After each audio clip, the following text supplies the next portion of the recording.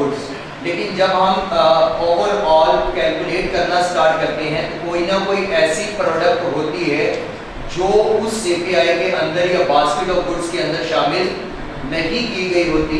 Means के या तो वो अगर गरीबों के अकॉर्डिंग देखें तो वो कुछ प्रोडक्ट्स उसके अंदर आएंगी, अगर अमीरों के प्रोडक्ट्स देखी जाएं तो उनके अकॉर्डिंग कुछ प्रोडक्ट्स आएंगी।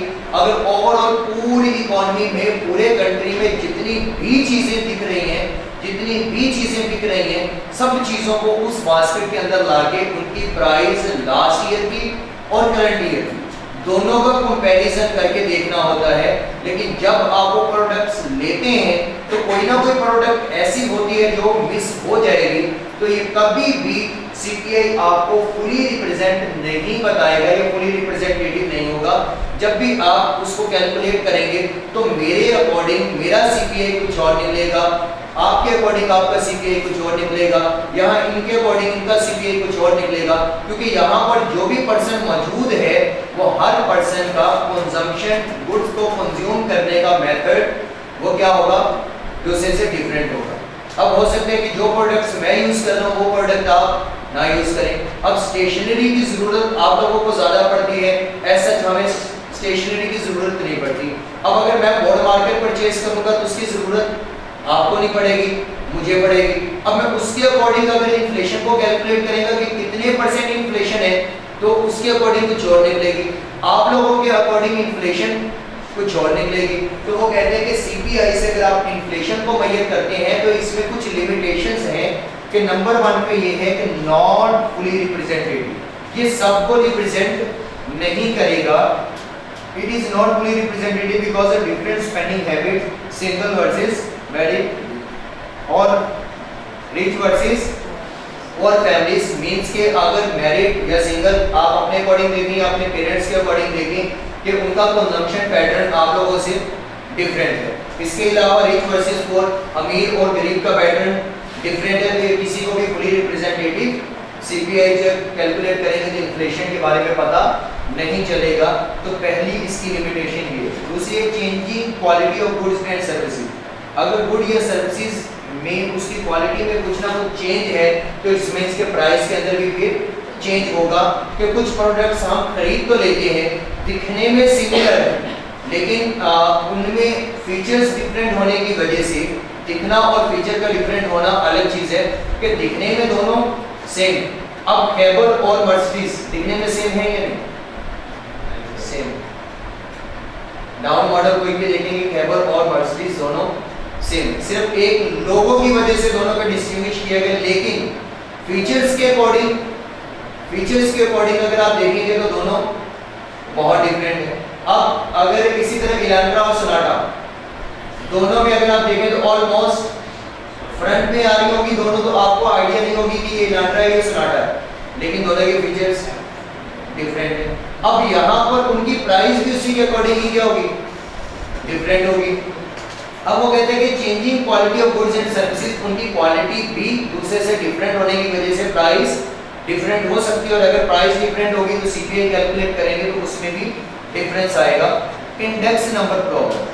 अब इंडेक्स नंबर प्रॉब्लम में ये है कि जब आप उसका इंडेक्स निकालेंगे तो करंट में तो खड़े हैं, लेकिन जब आप बेस से कंपैरिजन करेंगे तो मेरे अकॉर्डिंग बेस हो सकता है पिछले माह हो, आपके अकॉर्डिंग हो सकता है बेस पिछला साल हो, और हो सकता है कि किसी के अकॉर्डिंग में बेस उससे पिछला साल हो। तो बेस ईयर जब भी आप डिसाइड करते हैं तो वो आपको पिछला साल होता है जिससे कंपैरिजन करते हैं। और जब भी गवर्नमेंट किसी दूसरी गवर्नमेंट पे ब्लेम करना चाहती है तो वो करंट प्राइसेस को कंपैरिजन करती है उस प्राइस के साथ जो पिछली हुकूमत में पिछले 5 सालों में जिस एक माह में भी कीमतें ज़्यादा होती हैं उस ईयर के साथ बेस के साथ अपनी करंट को कंपैरिजन करके कहते हैं कि पिछली हुकूमत से अभी भी कीमतें सस्ती हैं। तो ये जो इंडेक्स इस्तेमाल करते हैं होता बेस ही है, लेकिन वो बेस में भी वो बेस उठाते हैं जो पास में जिसकी प्राइसेस बहुत हाई पे होती हैं, फिर करंट के साथ कंपैरिजन करके कहते हैं कि देखें अब उससे कम, तो मीन्स कि हमने पिछली हुकूमत से कीमतों को कम किया है, तो इंडेक्स हमारा पिछली हुकूमत की निस्बत कम है। बस कुछ प्रोडक्ट की वजह से आपको महंगाई दिखती है, जबकि बेस ईयर जो है वो बहुत पुराना लिया जाता है, तो ये भी एक मसला हो सकता है सीपीआई को कैलकुलेट करने में। और स्पेंडिंग पैटर्न, हर पर्सन का स्पेंडिंग पैटर्न जो है वो डिफरेंट होता है, जिसकी वजह से सीपीआई कैलकुलेट करते हैं तो उसमें कुछ ना कुछ लिमिटेशंस ये बनती है। तो ये 4 लिमिटेशन है। नंबर 1 पे ये कभी भी किसी पर्सन को या कभी भी ये फुली रिप्रेजेंटेटिव नहीं होगा, स्पेंडिंग पैटर्न डिफरेंट होगा, इंडेक्स नंबर दूसरे से डिफरेंट होगा और चेंजिंग इन क्वालिटी होगा। फिर आता है जी इन्फ्लेशन की डिग्रीज ऑफ इन्फ्लेशन में सबसे पहले मॉडरेट इन्फ्लेशन। मॉडरेट इन्फ्लेशन जहां पर इन्फ्लेशन बिल्कुल लो हो उसको हम कहते हैं मॉडरेट इन्फ्लेशन। अब लो कहां तक होगी, इसकी रेंज है 0 से 20। अगर 0 से 20% तक इन्फ्लेशन है तो मींस के मॉडरेट, यानी कि 0.1 से ऑनवर्ड 20% तक अगर इन्फ्लेशन है तो वो कहलाएगी मॉडरेट इन्फ्लेशन। अब इसमें से इसको 2 हिस्सों में उसने बांट दिया है। वो कहते हैं कि अगर अप टू 5% तक मींस के 5 तक अगर जाती है तो 0 से 0.1 से अगर ये 5 तक जाती है तो इसे कहते हैं क्रीपिंग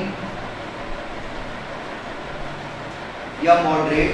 और अगर इस 5% से अप चली जाएगी यानी कि 5.1 से 20% तक चली जाएगी तो इसे कहते हैं ट्रॉटलिंग इन्फ्लेशन। मींस के 2 हिस्सों में इसे बांट दिया कि 0 से या 1 से 20% तक इन्फ्लेशन अगर जाएगी तो वो मॉडरेट इन्फ्लेशन कहलाएगी।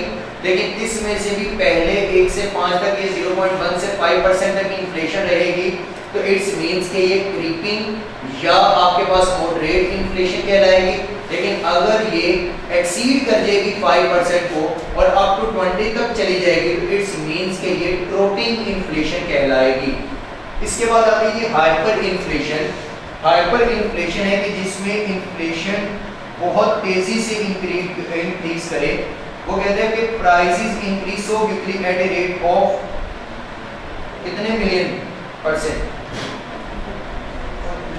1000 मिलियन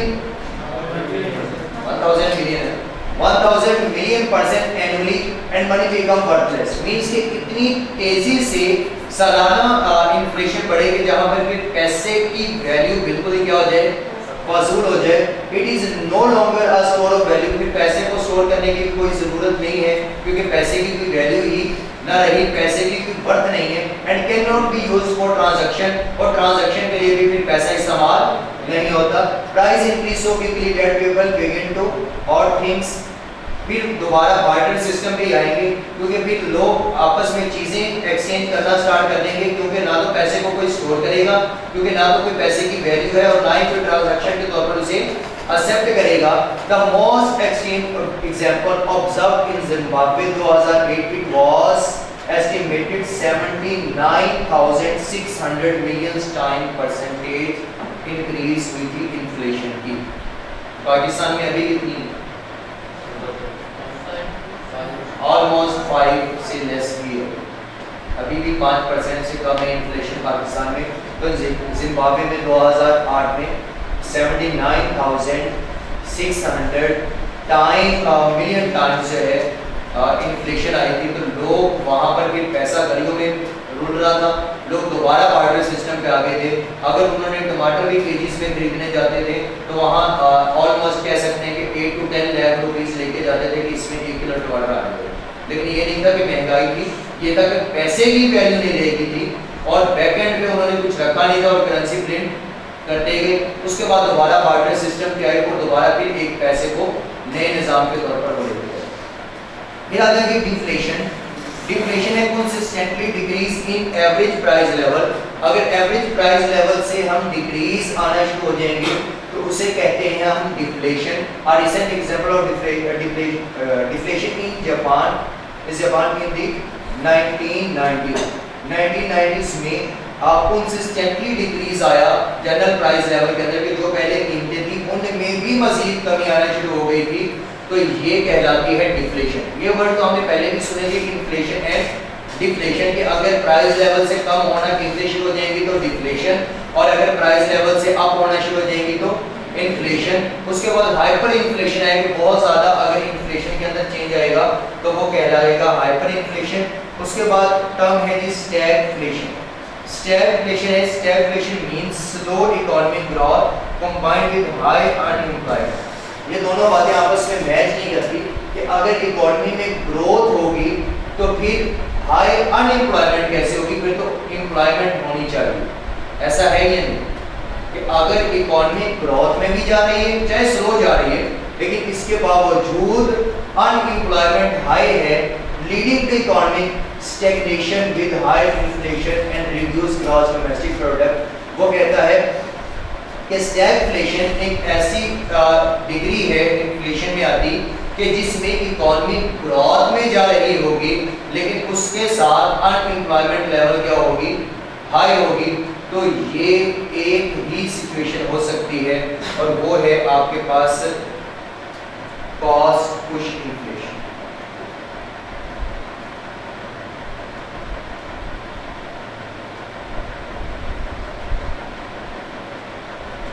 कॉस्ट पुश इन्फ्लेशन, इसकी डायग्राम अगर आप देखें तो कॉस्ट पुश इन्फ्लेशन में यहां पर हमारे पास है इनकम या जीडीपी कह सकते हैं और यहां पर होगा प्राइस,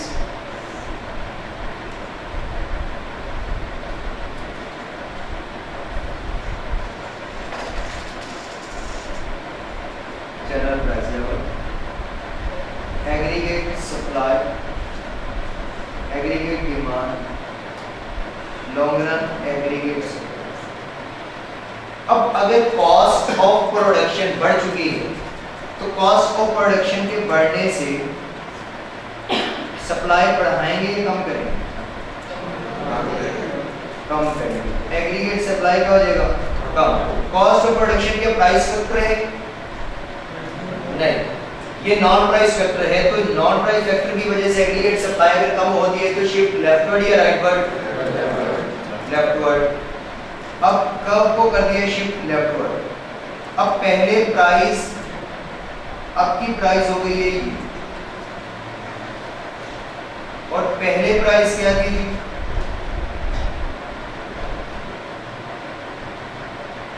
तो प्राइस लेवल पहले की निस्बत अप हुई है या डाउन? लेकिन जीडीपी क्या हुआ है? ज्यादा हुआ है। अब ये जो एक सिनेरियो बना है कि जिसमें अब लोग अनएम्प्लॉयमेंट में भी गए हैं और प्राइस लेवल भी क्या हुई है? अप हुई है। तो इट्स मींस के यहाँ पर ये जो इन्फ्लेशन है इसको इन्फ्लेशन नहीं बल्कि क्या कहेंगे? स्टैगफ्लेशन कहेंगे। तो ये एक सिनेरियो है स्टैगफ्लेशन का।